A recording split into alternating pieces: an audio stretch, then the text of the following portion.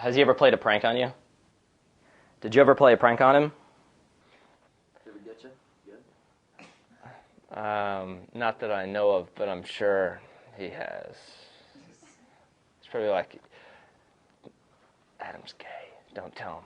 Oh, here's Adam. Hey. Adam's here. Shh. Let's not talk about his huge ears.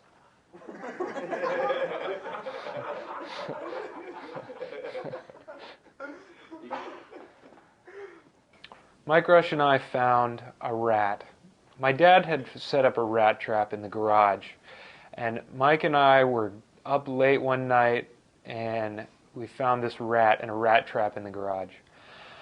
And we looked at each other, and it was just like the light went off. Like the light bulb just... And we just both looked at each other and went, this is a Chris. And we took this rat and we took it over to Chris's house. We put it in a plastic bag in the trunk of the car, and we drove over to Chris's house, and his car was unlocked. And oh man, we put it on the steering column. We put that shit on the steering column and laughed our asses off all the way home.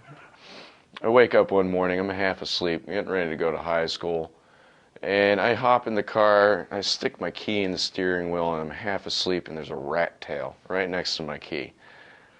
And I'm like, what the hell? There's a dead rat laying across my steering wheel column, just draped over it like it was like a towel on a coat hanger. It's just, I mean, Mike was a prankster. That was what he, one of the things that he played pranks on everybody. They called up this ad. There was an ad in the newspaper for adult videos, to come pick up 50-something adult videos. And so he called Actez, and his name was Chris Morris. And he left him his number. He was very interested and wanted to pick him up right away on these 50-something adult videos that were advertised in the local newspaper. It was one thing that, like I said, it's just one thing you're never going to forget about your life. And who would think of that? Of course, Mike Roesch would something like that, and a group of guys, but I only think of something like that. It's just priceless. Ever play a prank on him? Boy, I'm sure that I played a prank on him, but I can't think of anything specific. I mean, we played a lot of pranks on other people together. Did you ever play a prank on him? Absolutely.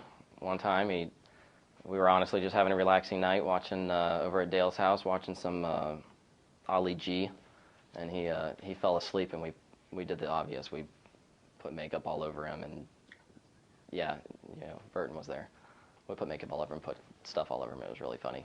He actually went home in the morning, and the person that was taking him home did not know, and he didn't know. I mean, the person knew, but he didn't know. He didn't know he was covered in makeup, and it was really funny. Prank-wise, it didn't end. I stayed at his house a lot, so he would definitely mess around with me a lot. One of my favorites is when he called me acting as if he was a detective for the Pinellas County Sheriff's Office, and he had me going to the point where I was about to call my family and say I think I'm in big trouble, and it was all just stuff that he said. He got me good, and at the very end, he's like, "It's Officer Mike Roesch, dummy." I thought that was pretty funny. Yeah, have you ever played a prank on him? No, and the funny thing is, I might have, but I don't remember any. I should say not no, but I don't remember any offhand. But I think the reason that he never played any pranks on me is because he always said I'd beat him up. So, and it was just a funny thing. I think the only prank that I ever remember him playing on me all the time was showing his ass. And I mean literally his ass. So, I mean, it's just, I couldn't get enough of it. Pale, pasty. Then there was some hair later on, too, so, but it was worth it. All right, what was that last one? Have you ever had sex with a man? Oh, sorry.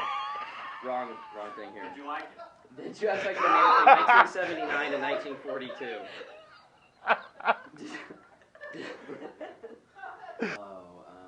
What is that? Oh, Jules, yes, at Chili's. And every single time it'd be like, isn't it 2 for 1? And I'm like, damn it, I have to buy another O'Doul's. You'd always bust me on it. And I'd tell him, he was like, whatever. Ugh. Oh, you know what? Mike was really, really good about not pulling pranks on me.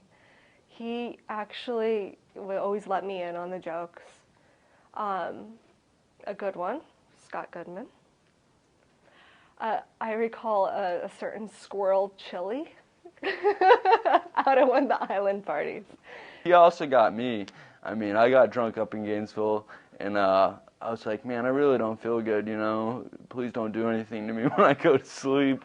And so I went and slept out in this car, and the next thing I know, like, somebody's shaking me awake, and I didn't realize it was his butt cheeks on my face that were waking me up. He was shaking his butt cheeks, and I opened my face, and let's just say it wasn't his blue eyes that I saw.